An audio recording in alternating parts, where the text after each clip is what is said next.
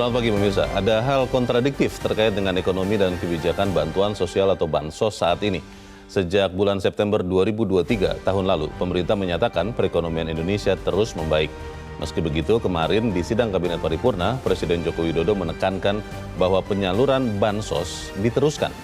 Relasi atau hubungan kemajuan ekonomi dengan bansos sebenarnya sesederhana logika timbangan. Kalau salah satu naik, maka yang lainnya mesti turun. Dengan begitu, perbaikan ekonomi mestinya menurunkan ketergantungan pemerintah pada jurus bansos. Pemirsa, inilah editorial Media Indonesia di hari ini Rabu 10 Januari 2024 dengan tema kontradiksi klaim capaian ekonomi bersama saya Leonard Samosir. Dan Anda semua para pemirsa juga bisa ikut menyatakan pendapat Anda nanti dengan menelepon nomor telepon 021 583 99 100. Dan pemirsa, pagi ini telah hadir bersama saya anggota Dewan Redaksi Media Group, Arief Suditomo. Mas Arief, selamat pagi. Pagi, Leo. Sehat-sehat, Mas? Alhamdulillah. Tentunya tidak pernah merasakan menerima bansos ya? Sama sekali tidak. Sama sekali tidak. Karena kalau sampai menerima berarti benar-benar itu salah sasaran begitu, Mas Arief. Kita akan bicarakan soal bagaimana klaim capaian ekonomi itu ternyata kontradiktif. Tapi sebelumnya kita lihat dulu ada beberapa berita yang diperhatikan Media Indonesia untuk hari ini. Anda bisa lihat di harian Anda, pemirsa. Yang pertama, ini adalah headline Media Indonesia untuk hari ini. Presiden tidak netral mendegradasi pemilu. Ya. Ini maksudnya tidak netral di mana nih, Mas Arief? Sebenarnya sangat sulit ya untuk membuktikan ketidaknetralan tersebut. Tetapi indikator demi indikator itu banyak sekali yang kita saksikan. Pertama, misalnya beliau melakukan makan malam dengan Pak Prabowo atau dengan beberapa ketua umum partai yang hanya mendukung dari pasangannya Pak Prabowo dan Gibran. Itu kan presiden dan pembantunya katanya begitu, Mas Arief. Katanya begitu loh. Tapi itu tidak menutup asumsi publik ya bahwa yang ditemui hanya adalah orang-orang yang dari satu pasangan calon. Lalu yang kedua adalah tiba-tiba beliau mengomentari tentang bagaimana debat itu harus diselenggarakan atau dilaksanakan. Dan misalnya beliau menyatakan tentang tidak boleh menyerang pribadi. Personal. Dan itu merupakan salah satu hal yang kalau misalnya ditarik ke belakang tentang apa saja yang dia lakukan untuk strategi debat pada masanya, itu juga dia lakukan gitu ya. Jadi persis ya padahal ya? Ya, betul. Soal tanah juga ya. Tahunnya saja yang beda ya? Betul. Dan mungkin jumlah luasnya ya. Oh iya. Nah itu menjadi salah satu hal yang menjadi indikator bagi publik untuk membandingkan apa yang seharusnya dilakukan oleh kepala negara atau juga oleh presiden tentang bagaimana penyelenggaraan pemilu. Oke, kita harap memang presiden tetap netral seperti yang dikatakannya, meskipun terkait dengan komentar terhadap debat, ada teman saya mengatakan begini, Mas Arief, kita harus bersyukur, Leo. Kenapa? Karena akhirnya kepala negara memberikan perhatian kepada debat. Maksudnya gimana? Ini kan sudah debat ketiga katanya. Debat satu kan kedua kan tidak ada komentar sama sekali. Ini ada komentar berarti sudah memperhatikan katanya begitu, Mas Arief. Tapi ya sudahlah, biar kita percaya betul bahwa kepala negara kita tetap netral ya, Mas Arief ya. Itu yang kita harus pastikan dan kita kawal. Baik, kita tinggalkan berita itu, kita ke berita selanjutnya di halaman 2 pemirsa, di halaman dalam di harian Anda. Ini terkait dengan bantuan sosial. Rencana tambah bansos tidak tepat. Ini nanti senada dengan editorial. Kenapa tidak tepat ini bansos ditambah, Mas Arief? Kan bagus. Ada beberapa hal yang memberikan indikator bahwa kita tetap tumbuh 5% year on year per triwulan ketiga 2023 itu angkanya tercatat 4,94 ya. Jadi itu merupakan salah satu indikator yang bisa kita gunakan. Lalu jumlah orang yang bekerja itu meningkat sampai 4,5 juta. Lalu inflasi juga terkendali di angka 2,6. Yani lebih rendah daripada jumlah kenaikan upah buruh ya. Jadi kalau melihat angka tersebut memang kita harus bertanya kenapa bansos itu tetap digelontorkan. Dan bahkan tahun ini kita meningkatkan lagi bansos dengan jumlah kurang lebih 10 triliun dari angka anggaran tahun lalu. Sehingga hal yang pasti harus dijadikan penjelasan oleh pemerintah agar ini tidak melayang ya kemana-mana tentang apa yang menjadi tujuan dari bansos dan pada proses pembagiannya. Ini merupakan salah satu hal yang menjadi PR. Dan kita harus juga mendapatkan penjelasannya. Oke, kita akan bahas nanti lebih jauh terkait dengan fakta ekonomi, kondisi ekonomi bangsa yang terkait juga dengan bansos nanti di editorial ya, Mas Arief ya. Kita ke berita selanjutnya di halaman 3 kali ini pemirsa di kolom pemilu 2024, urgensi pembatasan kewenangan presiden di akhir masa jabatan. Ini undang-undangnya apa nih? Kan tidak ada nih Mas. Bagaimana? Sama sekali nggak ada, tapi ini merupakan salah satu hal yang mungkin idenya atau gagasannya muncul di saat kita mendapati sebuah situasi ketatanegaraan di Indonesia di mana presiden petahana sekarang mendapati bahwa orang terdekatnya juga menjadi salah satu calon.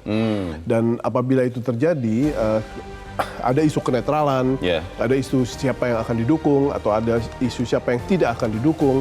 Itu merupakan salah satu hal yang amat sangat penting karena netralitas dalam pemilu atau keberpihakan merupakan salah satu hal yang pada akhirnya akan menentukan legitimasi dan suksesnya penyelenggaraan pemilu atau tidak. Kalau tidak sukses, berarti kita menghadirkan sebuah rezim atau sebuah administrasi kekuasaan yang tidak punya legitimasi, dan itu amat sangat buruk buat pembangunan kita 5 tahun mendatang. Berarti nanti ini setelah ada pemerintahan baru ya, kita harapkan ada pengaturan undang-undang atau peraturan yang lain terkait pembatasan kewenangan presiden. Betul. Ini bukan karena personal kan, bukan serangan personal. Harusnya bukan, karena kita harus belajar dari setiap pemilu ke pemilu untuk bisa diterjemahkan dalam regulasi. Karena saya terinspirasi ada yang mengatakan jangan menyerang personal katanya begitu. Kita memang tidak boleh menyerang personal. Kita tinggalkan berita itu, kita langsung ke editorial. Pemirsa, pada pagi ini diberi judul kontradiksi klaim capaian ekonomi. Saya membaca editorial Mas Arief dan memang secara sederhana dikatakan bahwa ekonomi Indonesia disebut-sebut membaik. Tapi di saat yang bersamaan bantuan sosial yang sebenarnya diberikan pada saat kondisi ekonomi rakyat tidak baik justru meningkat. Ini ada yang tidak match. Bagaimana Mas Arief? Ya, kalau kita lihat angkanya ya Leo, dari tahun 2020 itu Perlinsos itu memiliki kecenderungan untuk turun. Turun terus sampai 2023 bahkan. Nah, 2024 ini dianggarkan bahkan 10 triliun lebih besar gitu ya. Untuk bansosnya ya? Untuk bansosnya. Untuk Perlinsos kita mendapati angka yang juga cukup fantastis ya, di atas 493 triliun. Jadi ini merupakan salah satu hal yang harus kita dapati jawabannya. Kenapa? Karena kalau memang niat pemerintah untuk menjaga demand side, itu kan merupakan salah satu hal yang bagus ya untuk mempertahankan pertumbuhan. Tetapi sekarang kan ada beberapa indikasi di mana salah satu hal yang ditunjukkan oleh Pak Zulkifli Hasan, di mana distribusi dari bansos itu dikait-kaitkan dengan bagaimana kebijakan dari pemerintah Presiden Jokowi, gitu ya. Dan harus diingat bahwa bansos itu uang negara, bansos itu uang rakyat, penyalurannya lewat pemerintah, dan penerimanya memang rakyat. Jadi dari sisi kepemilikan itu uang rakyat, dan itu merupakan hal yang mencerminkan kehadiran negara buat orang miskin. Jadi kalau misalnya kita mengkomoditaskan bansos ini kepada orang miskin, dan orang miskin di Indonesia itu ada 25 juta, hampir 26 juta. Banyak. Jadi ini merupakan salah satu hal yang amat sangat berbahaya apabila itu akan dijadikan sebagai salah satu penentu kemenangan. Jadi stop komoditas politik terhadap bansos, dan kalaupun kita akan meningkatkan bansos itu fokus pada memang tujuan-tujuan ekonominya.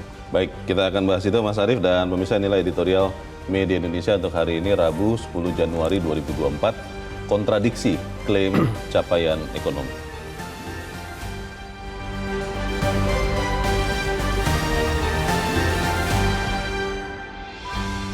Kontradiksi klaim capaian ekonomi.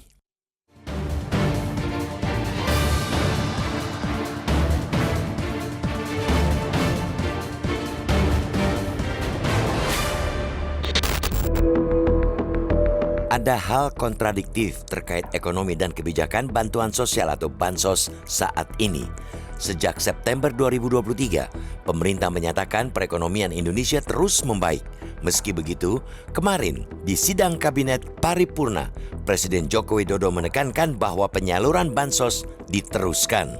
Relasi kemajuan ekonomi dengan bansos sebenarnya sesederhana logika timbangan.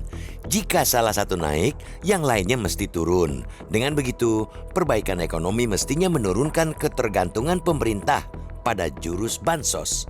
Diteruskannya program bansos bisa jadi dua hal. Pertama, kemungkinan bahwa kue kemajuan ekonomi hanya dinikmati segelintir orang atau bahkan sebaliknya, ekonomi benar membaik namun program bansos yang tidak lagi tepat sasaran. Soal perbaikan ekonomi, hingga triwulan ketiga 2023, ekonomi sosial memang tumbuh kumulatif 4,94% year on year. Pertumbuhan ini merupakan peringkat 4 terbaik di negara G20. Selain itu, inflasi Indonesia juga terkendali di level 2,61% year on year per Desember 2023. Ini jauh lebih rendah jika dibandingkan dengan proyeksi 2023 yang sebesar 3,6%. Sementara itu, pada angka ketenagakerjaan, data Badan Pusat Statistik atau BPS menyebut bahwa penduduk yang bekerja pada Agustus 2023 naik sebanyak 4,55 juta jika dibandingkan dengan tahun sebelumnya. Sementara itu, tingkat pengangguran terbuka pada Agustus 2023 turun 0,54% jika dibandingkan dengan tahun sebelumnya. Sektor penyediaan akomodasi dan penyediaan makan minum disebut sebagai lapangan kerja dengan pertumbuhan tertinggi. Hal penting lainnya menyangkut daya beli ialah upah buruh. Soal ini, data BPS menyebutkan rata-rata upah buruh dari Agustus 2022 ke Agustus 2023 naik 3,50%. Di sisi lain, jurang kesenjangan memang masih amat besar. Menurut World Inequality Report 2022, dalam 2 dekade terakhir, kesenjangan ekonomi di Indonesia tidak mengalami perubahan signifikan. Selama 2001-2021, sebanyak 50% penduduk Indonesia hanya memiliki kurang dari 5% kekayaan rumah tangga nasional. Pada 2021, rasio kesenjangan pendapatan di Indonesia berada di level 1 banding 19. Rasio itu lebih besar jika dibandingkan dengan Amerika Serikat yang memiliki kesenjangan pendapatan sekitar 1 berbanding 17. Bahkan, Korea Selatan dan Nigeria memiliki rasio kesenjangan lebih rendah daripada Indonesia, yakni 1 berbanding 14. Meski begitu, harus diakui, klaim perbaikan ekonomi dari pemerintah tidaklah salah. Pengangguran turun dan kenaikan upah buruh lebih tinggi daripada inflasi. Dengan begitu, pertanyaan besar memang tinggal pada program bansos. Pernyataan Presiden yang menekankan pada kelanjutan berbagai program bansos mengisyaratkan tidak ada perubahan signifikan, apalagi pengurangan atas aksi dari program yang sudah seabrek-abrek itu. Sederet BLT di era Jokowi digeber, dari mulai bantuan subsidi upah atau BLT gaji, BLT minyak goreng, hingga BLT pangan sudah diberikan sejak 2022.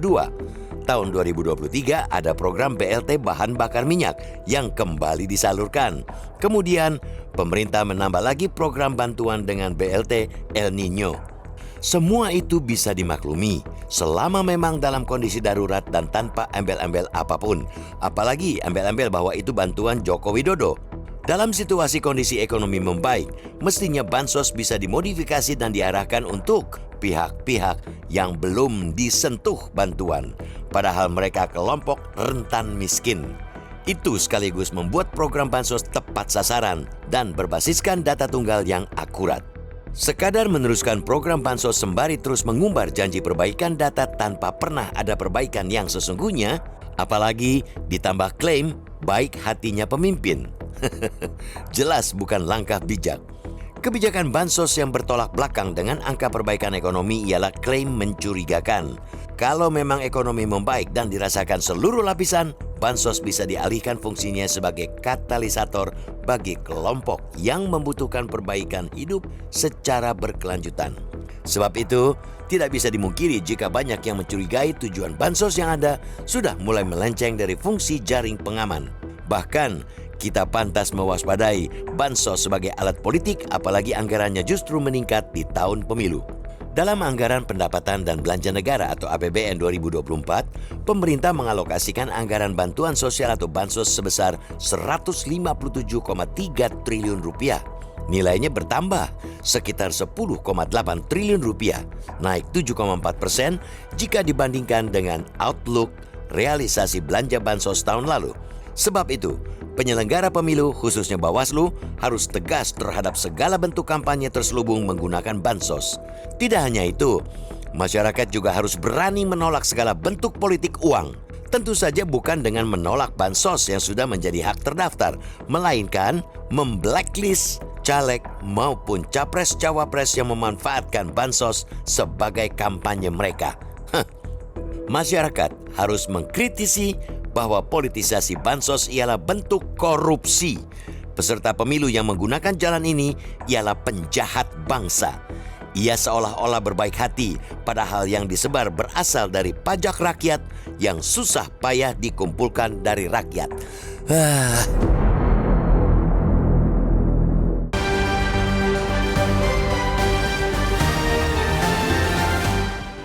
Di bagian berikut Anda bisa ikut menyatakan pendapat Anda, pemirsa. Untuk saat ini tetaplah bersama kami.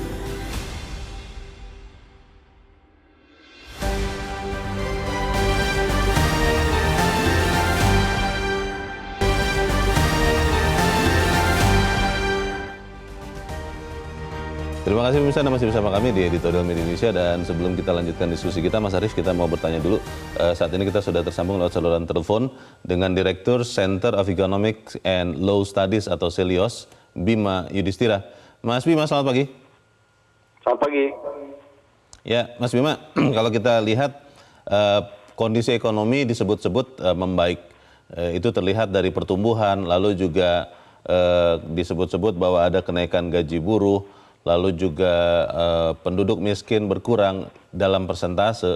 Tapi di sisi yang lain kita melihat bantuan sosial yang sebetulnya filosofinya adalah diberikan untuk orang yang kesulitan ekonominya, itu justru naik juga di tahun ini. Kalau Anda lihat ada yang tidak match karena salah baca data atau karena apa ya kira-kira, Mas Bima?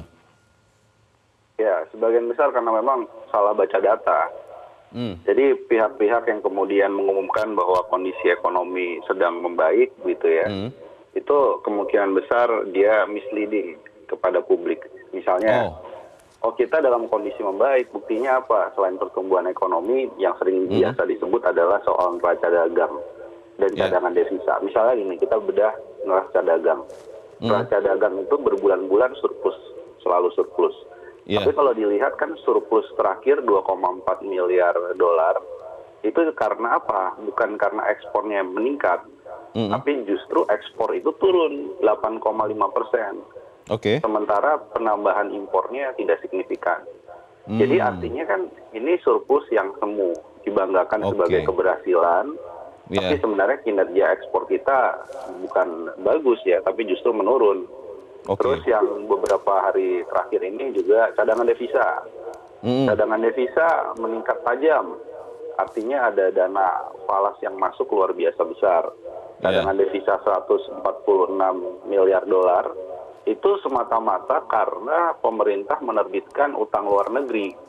Tapi begitu nanti kita membayar bunga utang dan pokok utang, maka kita akan menyedot cadangan devisa lagi. Jadi seolah-olah ini semacam ada window dressing bahwa indikator ekonomi dikatakan membaik padahal aslinya enggak. Misalkan juga kita bicara soal pengangguran. Pengangguran pasca pandemi turun ya menjadi 5,3% pengangguran terbuka. Coba dilihat lebih dalam, ternyata ada sekitar 13% pekerja di Indonesia itu bekerja tanpa dibayar. Kemudian sektor informalnya besar, 60%. Jadi ini menunjukkan sebenarnya dari sektor tenaga kerja nggak semua kemudian bekerja pendapatannya mampu mencukupi hidupnya, biaya hidupnya. Nah, banyak juga pekerja yang terjebak pada pinjol misalnya. Itu juga jadi kontradiksi begitu. Jadi ada yang sepotong-sepotong menyampaikan data secara makro, tapi tidak menjelaskan kepada publik bahwa sebenarnya ada masalah dalam ekonomi kita. Kalau bicara statistik ini kan Mas Bima ya, kan semua orang bisa berbohong dengan statistik ya. Statistik tidak disampaikan sepenuhnya atau lengkap seperti yang tadi Anda katakan sepotong-sepotong. Tapi kalau kita fokus ke bansos ini kan untuk orang yang membutuhkan nyata-nyata membantu mereka. Dan kayaknya kalau kita mengatakan stop dulu deh sampai pemilu selesai, kok kayaknya kita tidak berperi kemanusiaan. Solusinya apa ya untuk kemudian bansos ini benar-benar tepat orang, tepat sasaran, tidak diboncengi motif politik. Ada solusi tidak, Mas Bima? Begini loh, jadi bansos itu memang Indonesia, bahkan pada waktu ketika pandemi, secara porsi terhadap produk domestik bruto, bansos Indonesia ini salah satu yang rendah kalau dibandingkan dengan negara-negara G20 bahkan. Jadi urgensi bansos tetap ada. Masalahnya begini, terlalu banyak seremonial penyerahan bansos secara simbolik yang kemudian diboncengi kepentingan politik elektoral. Ada ketum partai di situ yang membonceng, ada caleg, ada tim ses capres misalnya, kemudian mengklaim bahwa ini adalah karena kebaikan pemerintah. Nah ini kan pembodohan publik, bahwa dana dari bansos adalah dana berasal dari APBN, dari pajak, sebagian juga dari utang. Nah jadi artinya masalah pada bansos ini, satu diboncengi politik, dan selalu, Mas Leo, setiap kali ada pemilu, siklus 5 tahunan ini, selalu efektivitas bansos itu turun. Angka bansosnya naik, efektivitas penyaluran bansosnya menurun, tingkat korupsinya tinggi. Itu bisa dicek, jadi ada korelasi di sana. Ya berarti yang harus diperbaiki, bansosnya iya, tapi juga bagaimana mencegah konflik-konflik kepentingan dan politisasi bansos itu. Nah ini nggak ada hukuman kok sejauh ini. Dari Bawaslu juga tidak ada ketegasan bahwa yang memboncengi bansos itu bagian dari money politik misalnya. Baik. Mas Bima, pertanyaan terakhir saya. Kalau selama ini kan seperti yang tadi Anda katakan, menjelang pemilu, bansos biasanya ditambah dengan harapan rakyat yang mendapat bansos akan memilih orang yang memberikan bansos, walaupun sebenarnya bansos itu kan uang rakyat juga ya, hasil dari pajak kita. Pertanyaannya adalah, kalau untuk tahun ini 2024, kira-kira rakyat masih akan bisa terkecoh seperti itu, atau rakyat kita bisa memilah bahwa ya namanya bansos ini bukan karena kebaikan orang yang sedang menjabat, Mas Bima? Ya, inilah pentingnya fungsi kontrol dari media dan juga media sosial ya.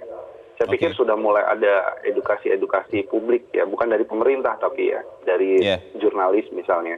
Mereka ingin mengatakan bahwa jangan sampai bansos dipolitisasi. Semakin kita sering bicara bansos jangan dipolitisasi, masyarakat yang menerima bansos juga semakin lama makin sadar. Mungkin mereka datang ke acara simbolik penyerahan bansos, terutama bansos yang bentuknya barang seperti beras misalnya.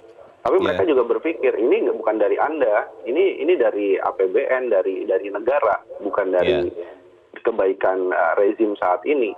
Nah itu yang membuat saya nggak yakin masyarakat yang menerima bansos kemudian secara otomatis dia akan memilih mereka yang membagikan bansos. Belum tentu. Oke.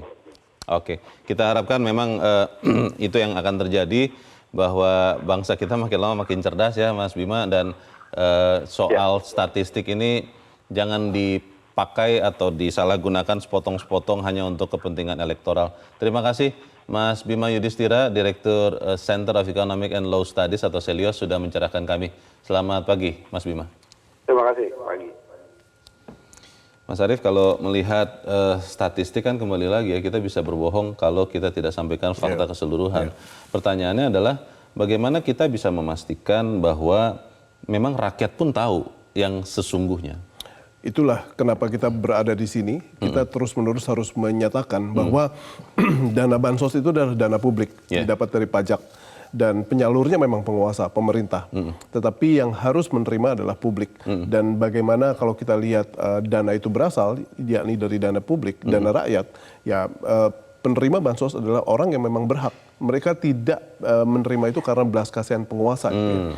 Jadi itu yang terus-menerus harus kita sampaikan, gaungkan ya. Kita sampaikan bahwa bansos adalah simbol dari kehadiran negara, bukan kehadiran politisi, apalagi capres gitu ya. Dan ini merupakan salah satu hal yang tidak boleh terus kita hentikan untuk mengkampanyekan ini. Kenapa? Karena pengawasan publik seperti halnya tadi Bima ungkapkan bahwa merupakan salah satu elemen yang penting. Siapa yang akan menerima, siapa yang tidak boleh menerima, bagaimana prosesnya, itu merupakan salah satu hal yang terus-menerus kita harus kawal. Tadi Bima Yudhistira yang adalah ekonom membedah angka-angka yang disebut membaik oleh pemerintah. Ternyata ada selundupan mungkin begitu ya, tidak fakta yang sesungguhnya yang kita masyarakat awam memang tidak mengerti, Mas Arief. Pertanyaannya, apakah memang boleh kemudian untuk kepentingan politik elektoral oknum-oknum, saya mengatakan oknum lah ya, tidak semua, kemudian menyalahgunakan fakta dalam tanda petik supaya rakyat mau memilih dia di pemilu ini? Seharusnya tidak, karena secara etika itu amat sangat buruk dan amat sangat melanggar. Sehingga itu merupakan salah satu hal yang harus kita perangi. Tetapi kita tahu ya, kita punya banyak sekali problem etika akhir-akhir ini, dan itu merupakan salah satu hal yang tidak kita dapatkan tauladannya dari para penguasa gitu ya. Dan ini merupakan salah satu hal yang harus kita perjuangkan dari publik sendiri, dari rakyat sendiri, untuk pada akhirnya bisa memberikan pelajaran-pelajaran yang terkait dengan bagaimana kita beretika dalam berbagai macam hal, khususnya dalam berpolitik. Nah, kalau misalnya tadi Leo bilang, apakah boleh? Ya, tentu saja tidak boleh. Dan sekarang kita memang harus terus-menerus menyatakan bahwa bansos adalah bagian atau simbol dari kehadiran negara, bukan kehadiran politisi. Dan ini merupakan salah satu hal yang harus kita tanamkan, karena buat orang-orang yang amat sangat memerlukan bansos itu merupakan salah satu sambungan nyawa buat mereka. Kehidupan dong. Sambungan kehidupan. Dan kalau kita lihat bahwa jumlah orang miskin ekstrim di Indonesia itu belum benar-benar hilang, dan itu kita merupakan salah satu indikator yang menyatakan bahwa bansos tetap diperlukan. Jadi sampai orang yang miskin benar-benar hilang, kita akan terus melakukan penyaluran bansos, siapapun itu. Jadi kalau misalnya ada politisi yang bilang bansos akan di stop atau bansos akan ditingkatkan dengan siapa yang berkuasa, itu merupakan salah satu hal yang amat sangat tidak baik. Itu merupakan indikasi awal bahwa mereka telah melakukan kecurangan pemilu, dan itu merupakan pembodohan buat masyarakat. Soal data-data ekonomi ya, Mas Arief, ini kan kita masyarakat awam tidak sepaham Mas Bima misalnya ekonom. Misalnya ketika ada beberapa pejabat yang mengatakan ekonomi Indonesia membaik, salah satu indikasinya adalah pengangguran berkurang dari persentase, turunnya 0,54% katanya.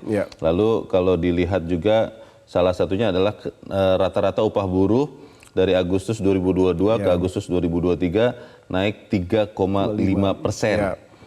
Ini kan sesuatu yang sebenarnya tidak benar-benar jujur, tapi disampaikan juga. Bagaimana kita bisa memastikan bahwa rakyat Indonesia mengerti ini? Karena kan memahami data-data ini kan juga tidak mudah, Mas. Betul, Leo. Ini ada dua hal yang sifatnya kontradiktif ya.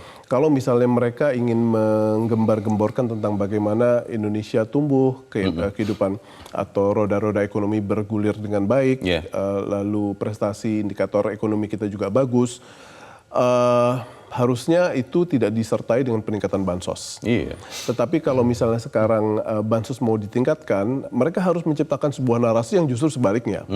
Nah, itu yang pada akhirnya kita tidak dapatkan di sini kan. Jadi kalau misalnya sekarang segalanya bagus, tapi bansos naik, lalu untuk apa gitu kan? Itu merupakan salah satu hal yang sekarang kita harus pertanyakan. Makanya saya tadi di depan bilang bahwa pemerintah memang harus bisa meningkatkan PR-nya ya, bahwa kenapa kita meningkatkan bansos di 2024 ini. Apakah itu merupakan bagian dari pengentasan kemiskinan atau ada hal yang lain gitu ya, dan ini merupakan salah satu hal yang kita nantikan agar jawabannya timbul. Mungkin Menteri Keuangan sudah pernah menyatakan bahwa bansos itu ditingkatkan untuk benar-benar membantu masyarakat yang benar-benar belum pulih pasca COVID gitu ya. Tetapi kalau melihat tadi yang Leo bilang bahwa indikator-indikator ekonomi kita membaik, seharusnya paling tidak tidak ada peningkatan gitu ya. Dan itu merupakan salah satu hal yang kita tunggu penjelasannya. Kalau melihat tatanan politik sekarang kan Mas Arief, tadinya kita berharap bahwa yang mengawasi pemerintah adalah wakil kita di DPR. Tapi secara faktual juga kita harus mengakui di DPR hampir sedikit lah ya yang bisa kita harapkan. Karena kalau misalnya nanti menempuh keputusan dengan voting pun kalah suara, kalah jumlah. Akhirnya kita berpikir-pikir, kalau kemudian dalam tanda petik pembohongan terus terjadi hanya untuk kepentingan elektoral, siapa lagi yang bisa mengawasi dan bisa menindak orang-orang yang memang, maaf saya harus pakai kata ini, lancung ini, Mas Arief? Ya, seharusnya kita tetap harus bisa menggantungkan harapan kita pada wakil rakyat ya. Tetapi wakil rakyat itu kan politisi. Politisi punya kepentingan dan kepentingan itu memang terbatas 5 tahunan. Kadang-kadang 5 tahun ke depan kepentingannya sudah berubah lagi. Dan itu merupakan salah satu hal yang pada akhirnya kita sama sekali tidak bisa menggantungkan harapan dan cita-cita kita pada mereka. Yang bisa kita lakukan adalah bagaimana kita mengempower diri kita sendiri dan bagaimana kekuatan publik lewat berbagai macam kanal yang kita miliki. Komunikasi sosial kita, lewat sosial media, dan itu merupakan salah satu hal yang amat sangat efektif menurut saya. Kalau misalnya sekarang ada beberapa gerakan, ada beberapa manuver yang pada akhirnya viral dan bisa memberikan dorongan terhadap bagaimana sebuah kebijakan itu dibentuk, saya pikir itu merupakan salah satu kanalisasi daripada bagaimana kita mempengaruhi kebijakan-kebijakan itu akan didapati untuk publik sendiri pada akhirnya. Dan ini bukan 1-2 kali yang pada akhirnya kita bisa dapati bukti bahwa desakan publik lewat sosial media, lewat berbagai macam hal efektif, itu efektif untuk membentuk kebijakan. Baik, kita harus jeda lagi Mas Arief dan pemirsa tetaplah bersama kami, Editorial Media Indonesia segera kembali.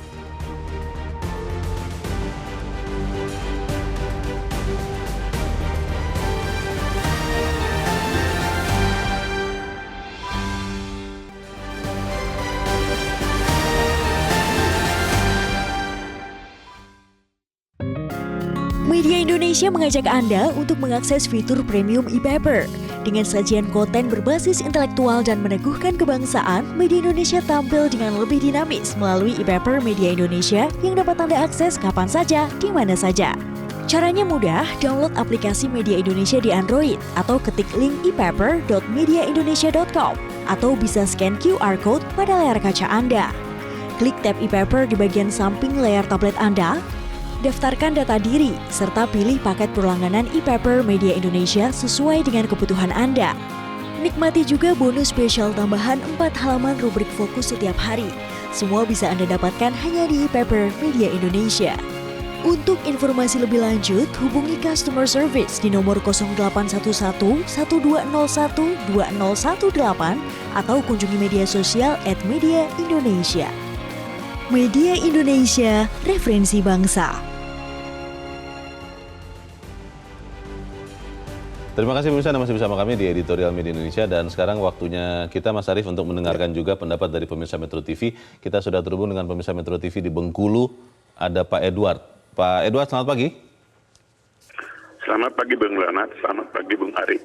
Selamat pagi Pak Edward, silakan Pak pendapat Anda Pak. Saya setuju dengan pembahasan media editorial hari ini, bahwa kenapa data perekonomian kita, pertumbuhan ekonomi kita naik, tetapi ternyata bantuannya juga naik. Ini kan nggak match gitu lah.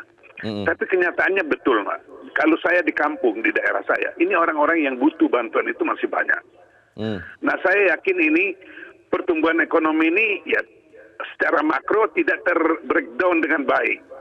Indikasinya yang butuh masih banyak, tetapi kita juga melihat indikasinya yang umroh itu bertambah setiap bulan. Haji itu harus antri sekian puluh tahun. Berarti yang punya duit juga, ini cuma pembagiannya nggak merata. Yang kaya makin kaya, yang miskin tetap miskin gitu loh. Gambaran saya. Sebab haji itu udah sekarang 30 tahun kalau daerah saya ngantri baru bisa naik haji. Berarti kan banyak duit orang-orang ini. Umroh itu setiap bulan di daerah saya itu ribuan yang berangkat. Toko motor itu laku ratusan setiap bulan. Lah ini jadi yang mana yang salah ini? Ini datanya mestinya di breakdown dengan baik, bahwa supaya terinci dengan benar. Kenapa harus naik? Kenapa? Bantuan betul. Kalau daya beli untuk toko-toko pakaian, toko-toko kebetulan saya berdagang. Kalau toko-toko itu betul-betul daya belinya sekarang anjlok sampai 90%. Nggak laku ya? Nah, malahan nggak ada transaksi satupun satu hari bisa satu toko. Saya mengalami itu. Nah ini yang kita ramai. Nah kita harapkan pemerintah untuk pembagian bansos silakan jalan, jangan ditunggangi dengan politik. Tepatkan sasarannya. Masyarakat memang masih banyak yang butuh untuk dibantu supaya mereka bisa melanjutkan hidup. Ini perlu dibantu. Silakan, tetapi jangan ada tunggangan politik di sini. Rakyat akan cerdas memilih. Terima kasih.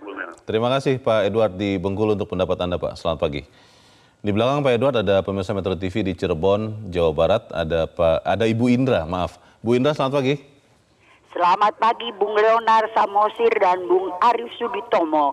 Assalamualaikum warahmatullahi wabarakatuh, Metro. Waalaikumsalam warahmatullahi wabarakatuh. Bagaimana Bu Indra? Ini ada kontradiksi klaim capaian ekonomi. Kalau Ibu melihat iya apa tidak, Bu? Silakan, Bu. Ya, kontradiksinya tentu ada.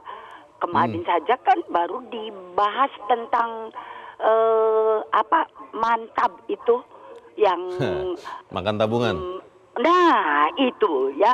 Ya, nah, tapi ya kita lihat juga tadi pendapat Pak Edward juga betul juga. Jadi memang bansos ini mestinya dikucurkan juga dengan dipadukan dengan program-program lain itu, Bung Leo. Iya, peningkatan UMKM itu kan supaya masyarakat bisa mengatasi kemiskinan itu. Kemudian kalau dikatakan ada hubungannya dengan kenaikan gaji begitu, nah ya tentu saja juga karena tadi kan sudah banyak yang mantap itu. Jadi itu makan untuk tabungan. mencegah, mencegah masyarakat yang tadinya cukup menjadi miskin. Nah, yang penting itu bahwa ya ini pengaturannya betapa malasnya ini untuk bekerja dengan indah. Banyak yang tumpang tindih, banyak sekali yang program yang dapat, yang enggak. Kemudian Bung Leo mengenai dipakai untuk politik itu. Nah, apa yang bisa dikatakan? Memang ini terjadi pada pemerintahan yang presidennya Pak Jokowi. Itu dengan mudah saja melenggang bicarakan. Nah, siapa yang dapat mencegah? Nah, ini perlu kalau ada penanganan khusus ya ditangani. Tapi sepertinya ini juga perlu kehati-hatian. Bu Indra, kalau bantuan sosial menurut Ibu ya sebagai warga negara Indonesia, penyerahan bantuan sosial itu harus diberikan oleh seorang presiden atau cukup dengan pejabat yang lain, misalnya katakanlah menteri sosial atau kepala daerah atau siapalah, Bu? Perlu presiden yang memberikan atau seperti apa? Ya, tidak usah semestinya sih. Iya. Justru di sini yang dikatakan harus bekerja indah itu. Setiap orang punya integritas untuk bisa membantu masyarakat miskin ini. Ya. Jadi nah ini Bung Leo, di kita ini sulitnya orang ketiga yang selalu mencari-cari celah-celah untuk mencari. Itu. Bu. Ya, terima kasih Bung Leo. Terima kasih. Assalamualaikum warahmatullahi wabarakatuh. Waalaikumsalam warahmatullahi wabarakatuh. Terima kasih Bu Indra di Cirebon, Jawa Barat untuk pendapat Ibu. Selamat pagi. Di belakang Ibu Indra ada Pak Tasrik Usman di Banjarmasin, Kalimantan Selatan. Pak Tasrik, selamat pagi. Selamat pagi Mas Leo, selamat pagi Bang Arif Suditomo. Assalamualaikum warahmatullahi wabarakatuh. Waalaikumsalam. Pak Tasrik, bagaimana pendapat Anda? Silakan Pak. Ya, kontradiktif klaim capaian ekonomi. Ini ada yang janggal ya. Pemerintah menyatakan bahwa pertumbuhan ekonomi kita 5%, ada penurunan pengangguran. Tetapi di sisi lain di tahun politik ini yang mau menjelang pilpres ada kenaikan sampai 10 triliun lebih untuk bansos. Saya setuju aja bansos itu kalau diniatkan untuk kepentingan pengamanan jaring sosial untuk masyarakat. Tetapi pada beberapa waktu terakhir ini ada indikasi itu lebih banyak kebancaan politik gitu ya. Misalnya ada salah seorang menteri yang menyampaikan bahwa bansos ini adalah budi baiknya seorang presiden. Padahal rakyat itu udah pintar Mas Arief. Ini bansos itu APBN. APBN itu duit rakyat. Dan penentuan dia lewat peraturan undang-undang tentang bansos itu dibahas oleh eksekutif dan legislatif. Artinya kewenangan anggaran itu ada di DPR. Jadi mari kita sama-sama, saya sependapat dengan Pak Wakil Presiden, bahwa kita sampaikan kepada masyarakat, apabila ada yang menyerahkan bansos dengan iming-iming harus memilih calon presiden tertentu, laporkan ke Bawaslu, karena itu sudah tidak mendidik. Yang kedua, ada keanehan-keanehan juga yang selama ini penyerahan bansos itu cukup diserahkan oleh Mensos. Sekarang presiden cawe-cawe juga itu menyerahkan. Ya kita hargai, tapi jangan juga terlalu lebay gitu ya. Kemudian yang terakhir, saya berharap bahwa bansos dan BLT ini harus tepat sasaran karena masyarakat kita memerlukan itu. Terima kasih. Terima kasih Pak Tasrik Gusman di Banjarmasin, Kalimantan Selatan untuk pendapat Anda. Selamat pagi Pak.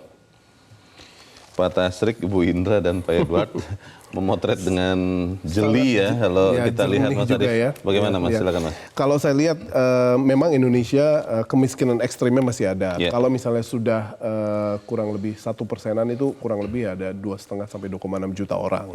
Dan bansos masih sangat diperlukan. Tetapi salah satu hal yang harus kita koreksi adalah seremonial dalam proses penyalurannya. Dari mulai presiden sampai para caleg itu atau para anggota legislatif yang mencalonkan diri kembali itu juga katanya terlibat. Dan kalau sekarang memang itu nyata benar adanya, saya menganjurkan agar kekuatan publik lewat jalur komunikasi itu merupakan salah satu hal yang sangat-sangat efektif. Potret sebarkan, karena itu adalah salah satu hal yang intinya melakukan penyelewengan terhadap esensi dari kehadiran negara, bukan kehadiran politisi. Dan kalau misalnya itu terus terjadi, terus lakukan pengawasan, terus viralkan. Itu bisa dilaporkan ke Bawaslu tidak? Harusnya. Ya? Bisa ya? Harusnya. Itu harusnya termasuk bisa. Politik uang atau karena kan mereka ini juga pejabat yang berhak memberikan bantuan, berlindung di balik itu loh, Mas Arief, bagaimana tuh? Betul, karena gimana ya Leo, kalau misalnya sekarang uang itu datang dari dirinya sendiri, bukan datang dari kantong APBN, itu saya pikir kita harus lebih hormat pada mereka, gitu ya.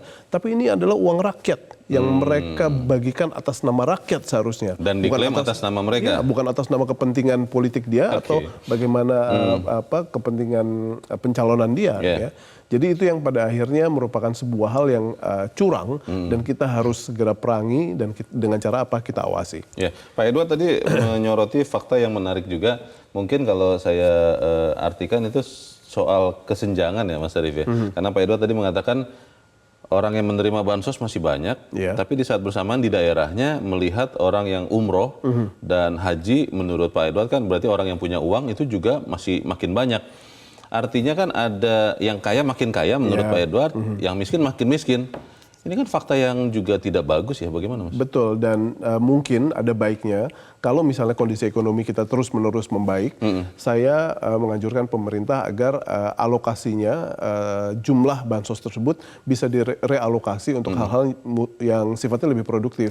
Misalnya untuk peningkatan buat UMKM, karena banyak sekali pengusaha-pengusaha kecil yang sebenarnya kalau dilihat sudah hampir miskin gitu ya. Tapi orang-orang yang sudah hampir miskin ini yang pada akhirnya justru juga harus mendapatkan perlindungan.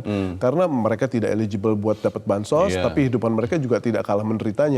Nah, kalau mereka orang-orang ini dibantu, pengusaha-pengusaha kecil ini dibantu, mereka akan masuk sebagai orang-orang yang bisa dientaskan dalam situasi kemiskinan.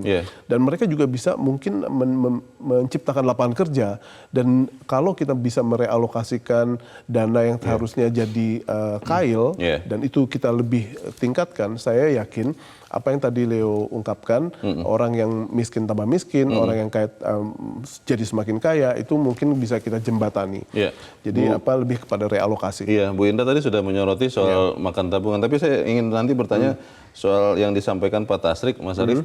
Ya kalau memberikan bantuan ini ya cukup menteri lah ya, tidak usah presiden. Bagus sih dihargai, tapi jangan lebay lah kalau kata Pak Tasrik. Tapi kita harus jeda dahulu. Bisa tetap bersama kami, Editorial Media Indonesia segera kembali.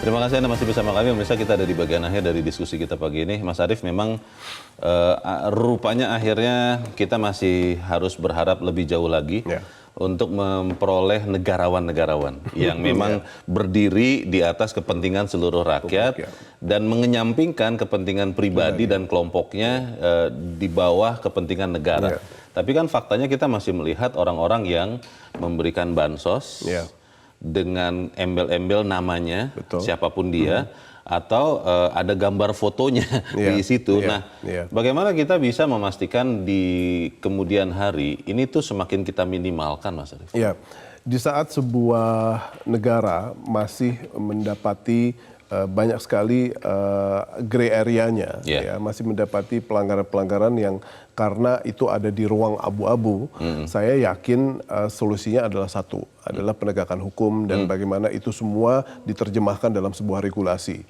Jadi ke depan kalau misalnya sekarang kita mulai berpikir tentang seluruh orang atau seluruh pihak yang memiliki kepentingan elektoral, yang memiliki kepentingan politik tertentu, itu dilarang untuk membagi-bagikan atau dengan dalih apapun, misalnya dengan dalih percepatan realisasi anggaran atau apapun, itu dilarang membagi-bagikan hal yang dibiayai oleh APBN. Saya pikir itu merupakan salah satu hal yang layak untuk kita pertimbangkan, apapun alasannya. Karena kalau itu terus-menerus kita biarkan, akhirnya kita akan membahas ini terus-menerus, siapa pejabat pemerintah yang memiliki kepentingan elektoral akan terus-menerus menggunakan APBN atas nama dia, atas nama partainya, atas nama kepentingan elektoralnya untuk mencurangi apa yang seharusnya menjadi hak publik. Dan ini merupakan salah satu hak yang pada dasarnya tidak boleh kita terus-menerus lakukan. Selagi kita menunggu aturan positifnya itu, Mas Arief, yang saya yakin juga pasti akan ditolak banyak orang, apakah kita masih bisa berharap kepada nilai moral dari etik atau etika dari orang-orang ini untuk tidak melakukan atau tidak menyalahgunakan kewenangannya untuk kepentingan elektoralnya? Berharap kepada politisi? Saya sama sekali tidak yakin ya. Kalau kita menggantungkan ini kepada politisi, saya sama sekali tidak yakin, karena mereka pasti akan memberikan layanan yang paling sempurna buat kepentingannya. Dan kita memang harus mengandalkan kekuatan lain, yakni kekuatan publik untuk mendesak agar proses legislasi itu terkawal dengan baik, bahkan terilhami dengan teriakan-teriakan dari luar parlemen. Baik, kita harapkan memang akhirnya kita bisa menemukan pemimpin-pemimpin bangsa yang tidak membodohi rakyat hanya untuk kemenangannya, ya. Dan benar-benar membuat rakyatnya semakin sejahtera. Mas Arief Suditomo, terima kasih sudah hadir di tempat ini. Selamat pagi, Mas. Pagi.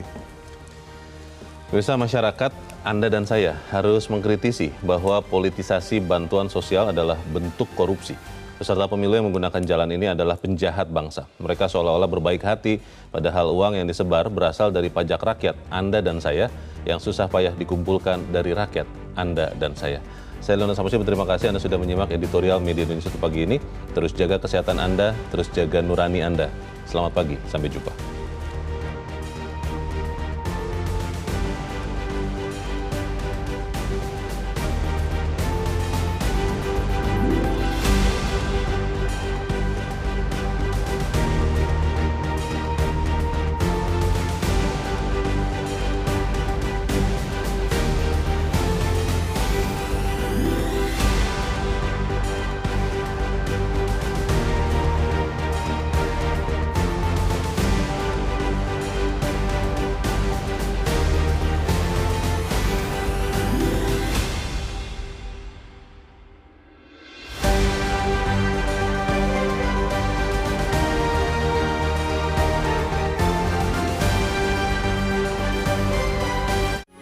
Metro TV.